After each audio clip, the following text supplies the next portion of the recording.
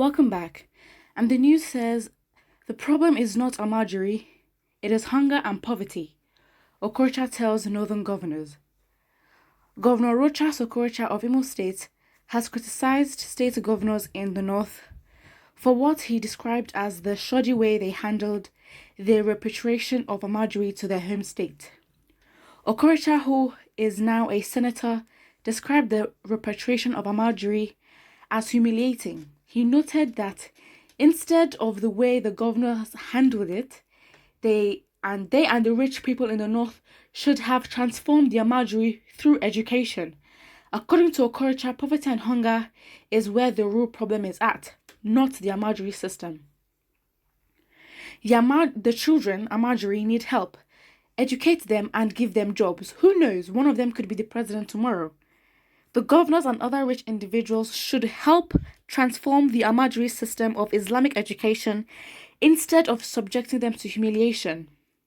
Many of our prominent people now want Alamjiri, Okorocha stated in an interview on the Hausa service of BBC on Tuesday. Senator Okorocha said that many of the elites in the north were products of the Alamjiri system. Hunger and poverty are the problems. The governors should look at that and help resolve it. The Alamjiris are not the problem. The Alamjiri system had its origin from the migration of Prophet Muhammad. When he migrated from Mecca, some people followed him in search of knowledge and they were catered for. They were not left hungry, they were fed. Some of us have materials that we don't need. We give such things to the Alamjiri and help improve their lives. We all have children, the governor stated, which is very, very true. I mean, people might react and be like, not like the South is better, we're not perfect as well, but when we look at statistics and numbers, the rate of poverty and also illiteracy is really high in the north. So he's definitely stating facts.